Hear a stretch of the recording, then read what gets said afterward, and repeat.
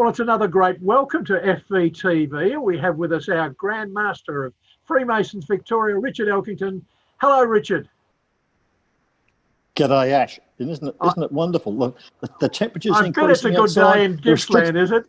Oh, it's always a bonza day in Gippsland, Ash. Always bonza down here. It's paradise, as you know. But you've been everywhere this week. You've actually been to real places and seen real people. I have. I had a little holiday. I went down to Torquay in Geelong. And what was happening at Torquay? Well, Torquay, we're filming a Remembrance Day ceremony, which is going to be broadcast. I think it's on the 10th of November. Yes. So we filmed bits of it because of the difficulties, the logistics and the current arrangements. So we filmed it at Torquay. It was like a mini holiday for me, driving through Melbourne to go to another part of Victoria. It was really good. It was what was the best thing about the filming was a number of young people from Lodge Epicurean and from Bellarine and Otway who took part, even taking a day off to act as a sort of traffic marshal or something like that. It was really inspiring to see these interested and committed young people taking part in the ceremony. It was, it's like a breath of fresh air to see these young. That was a breath of fresh air. Absolutely. Young men and very able and quite with their training and their education and their ambitions. We're in good hands, aren't we? Well, I think we are, and that's why I've mentioned this on a number of occasions. As an institution, as a fraternity, we need to plan for handover to the younger generation. So people my age and your age, you're considerably younger than me, aren't you? By at least 2 years. We need to be identifying younger people, putting them in positions of to develop their leadership skills, and then handing over. That's what we need to do. Now, just on that, when you first joined Freemasonry and you went through the degrees, what was the first role that you took on? Were you a steward? Or I'm pretty sure I missed inner guard, and I'm pretty sure I went straight to junior deacon. In Hayfield. So for young Freemasons who are looking for perhaps a bit of a pathway, what are some of the recommendations? Like join a committee or go through different posts, perhaps join different orders? What would be your suggestions? My suggestion would be to understand the craft first. I joined Hayfield, became a junior deacon, went through all the offices, I could have jumped an office, became master in 1986, which was 6 years after joining the craft. But at the same time, I was also in office in the mark and the chapter. And I actually think in retrospect, I really didn't understand the craft as well as I should have before I was taking office in other orders. This is generally the view held by the other orders of Freemasonry, that is the mark and the chapter, that understand the craft first and then make a commitment to joining. Well, I love the other orders. I love mark and chapter, but with the benefit of hindsight, understand that first. Sure, I would recommend, if you've got skills, if you want to increase your involvement, get on a committee or a volunteer action team, or participate in some other way, whether it's a task force or some other avenue. Look, if you've got leadership, to develop your leadership skills as early as possible. That's part of the fabric of Freemasonry. It's a self-development, human development organisation. Yeah, offer opportunities. One of our brothers participate at various levels. One of our brothers, Wayne Motton, calls it a 7-year equivalent to a Masters of Business Administration. And he advises, don't miss a year, go through each of the steps, because if you miss a year, you'll miss some of that development. Would you agree with that? I agree with that. What I didn't recognise at the time was that being master of a lodge is in fact a big deal. And you can't say, oh, the secretary looks after the admin, the treasurer looks after the dough, the DC looks after the ceremony, the junior warden looks after the festive board. So all I have to do is rock up and recite the ritual. Well, unfortunately, as master, it's a leadership post, and one of your responsibilities is to make sure all those component parts work. And you can't sort of shed the responsibility to others. A lot of the master's job is outside the lodge room, of encouragement, of being in contact, liaison, motivating people to do things, organisation. Absolutely correct. Yeah. Yes, bringing those component parts together and making sure they work perfectly, as well as designing or being part of designing or leading the design of an interesting program to keep the members coming. Yeah. Now, for our organisation, that's the same in your job, a Grand Master, same as being a master of a lodge.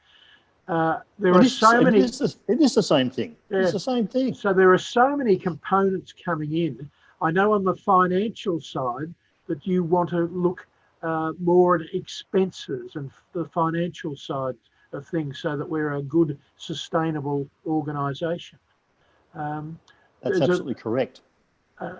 You're having a focus at the moment on some of those expense items? Yes, we are. The interim chief executive, Jeremy, has done some analysis work in conjunction with our finance staff on the expenses that have been incurred by the organisation, particularly for senior grant officers over the last few years. Firstly, to see are they in line with the policies of the organisation. Then we ask ourselves, well, do we have sufficient policies within the organisation to cover this? And thirdly, what's the transparency around expenses of senior grant officers? This has been an issue. This has been an issue for a long time. It's not just something that's occurred, in recent years. But I think the membership needs assurance that your organisation is being managed and led effectively and in line with expectations of the membership.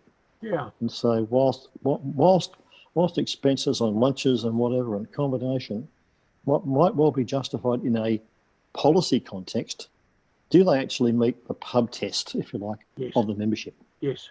And is there a degree of equity in this?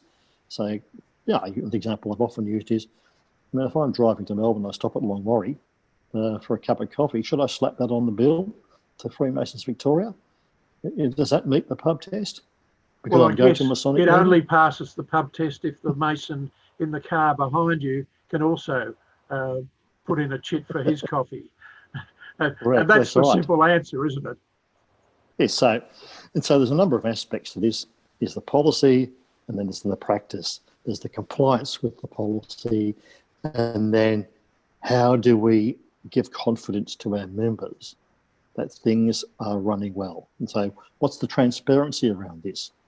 I think I like quoting local government, and every quarter you can see what your councillor is spending on his or her mobile phone, what their travelling expenses are, even if they've taken on education, what those fees might have been that they've claimed. And it seems to work well that people can actually see the costs, and if someone is out of line, if they've had a good reason, well, that's fine. But if they don't have a good reason, they don't pass the test. And they pay it back. It happens all the time. It's just normal functioning of government at a number of levels. I know, for instance, some local government councils are subsidising the training through the company directors course. However, if the councillor in question doesn't complete all elements of the test, they're obliged to pay back the $7,000 or so of the course. So that seems to be fair to me. It is, because essentially in a local government sense, ratepayers and business are paying their money to ensure that the standard of governance is high. And if it's entered into and they're not completed, it's only reasonable that you pay it back, unless there's a very good reason or Yeah. he didn't complete. Of Richard, course. with our governance, we have a good system of district coordinators, and in some districts there's a bit of a changing of the guard, and they're working very hard. I think there's some workshops coming up in the immediate future where there's quite a time commitment by those district coordinators. How do you see their role in the organisation? I was part of a committee, Ash, over the last couple of years looking at district principles, and those principles essentially are, what is the role of Freemasons Victoria? What do we do? So what's our role in the whole organisation? What's the role of a lodge? So we've clarified that. And therefore, what's the role of a collective of lodges? So how might services be best delivered to the members? Essentially, we're asking that question. And I think and I've been harping on about this for some time. The general desire is to diminish the role of Freemasons Victoria in the life of Victorian Freemasons. So get Grand Lodge out of the face of the membership, and so have many more decisions made at local level, whether it be in a district or in a lodge. Now that actually infers that the leadership demands of a district coordinator will shift.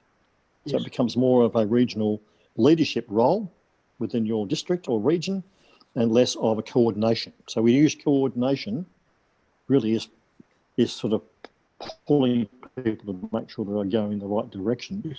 Leadership's about taking initiatives, setting a vision, bringing the members of the lodges in your district with you, and doing things in a collective way rather than perhaps in a single lodge way.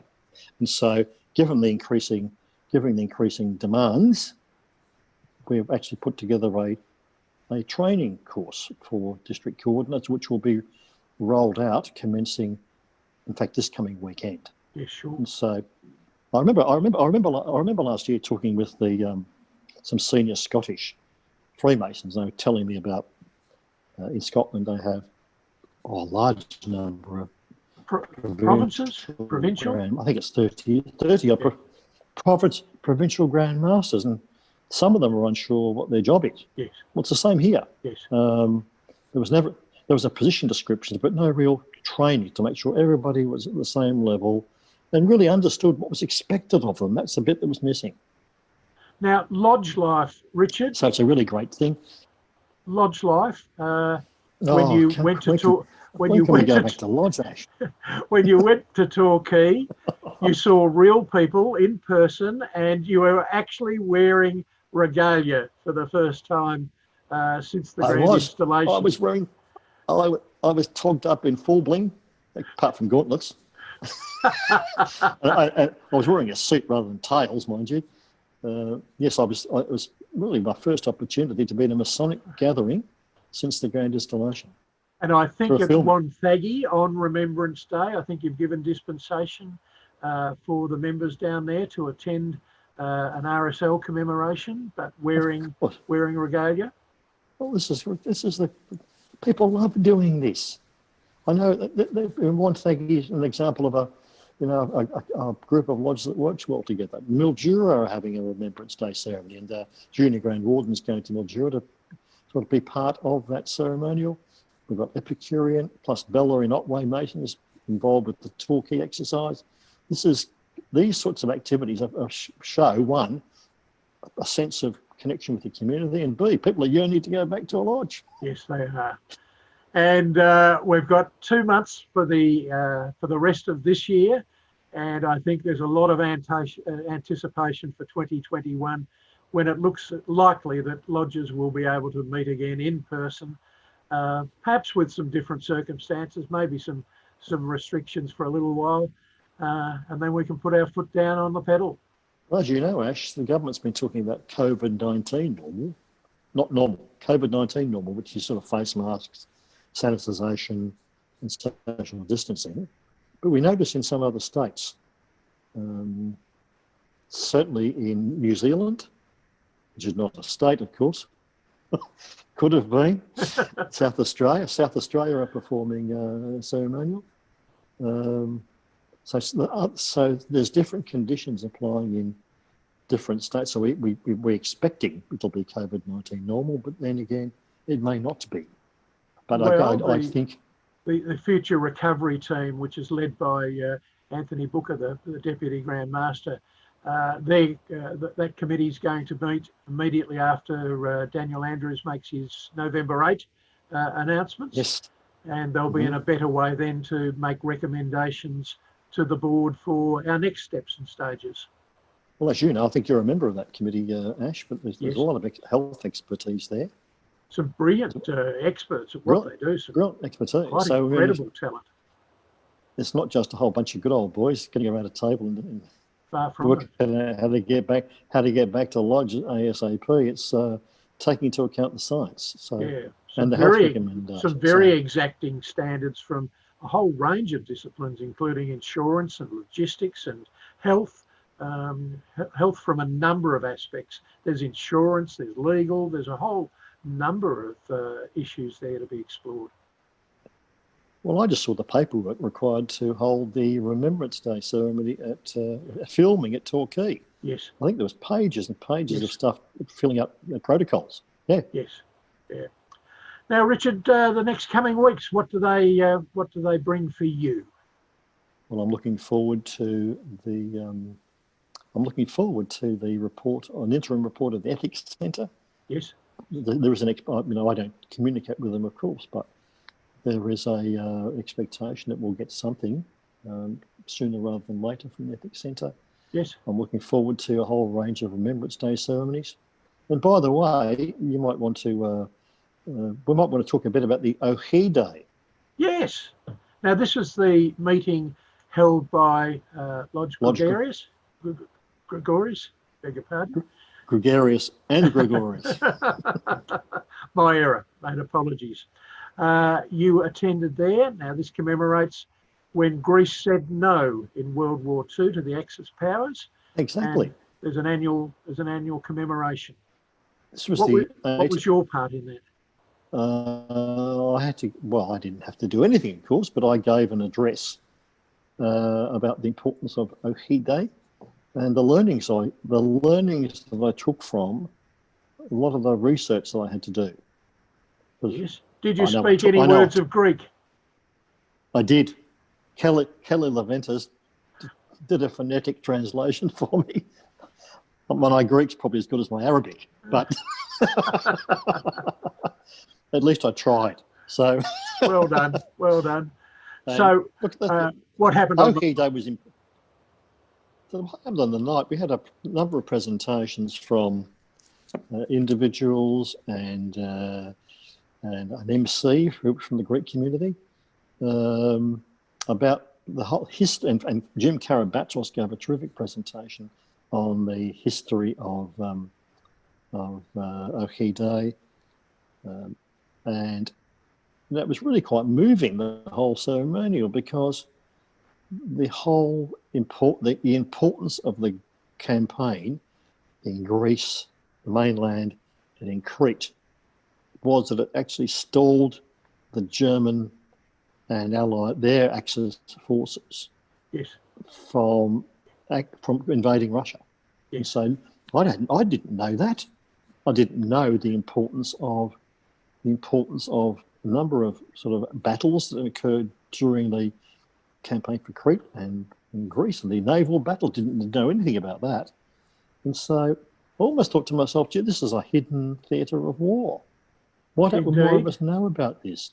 And I didn't know that almost 12% of the population of Greece perished during this World War II. Tremendous sacrifice. Indeed. Phenomenal. And so I thought, what we're discovering, Richard, is that Freemasonry across Victoria has grown so much in this year in its educational activities. I think there's been more learning going on at lodge meetings, more talks, or as I prefer, rather than lectures, more talks are going on of a whole range of subjects, both Masonic and community-minded, and people are absolutely enjoying them thoroughly. Well, what is in some ways surprising, but otherwise not, is the number of presentations we're seeing on what might be regarded as esoteric Freemasonry. there's a real appetite for it, about the, I guess, the spiritual dimension of Freemasonry, which is really good to see. Actually, we're talking about those things in open lodge. Yes, And we the are. members, many of the members at one lodge meeting I went to, I think it was one of the lodges in Footscray, where Ari Indra gave a presentation about esoteric Freemasonry, and the members of the lodge seemed to be sort of very much appreciative of the offering. On the other hand, I've been to, for example, last week, the meeting of the Lodge of Research talked about the Oddfellows. Yes. Which is an organisation in many ways not dissimilar to us, had rituals, but the IOOF still exists as a multi-billion-dollar insurance financing company. Yet the Oddfellows as an organisation has dwindled to very small numbers. Yes. But we had some shared objectives. So it was fascinating. Fascinating history, really. Richard. I'm learning a lot. I'm enjoying it. That's good to hear. Richard, we've had a great chat, and thank you for the regular chat with members, and look forward to speaking with you again soon. We've been speaking with our Grand Master of Freemasons Victoria, Richard Elkington. Thank you, Richard. My pleasure. Bye-bye.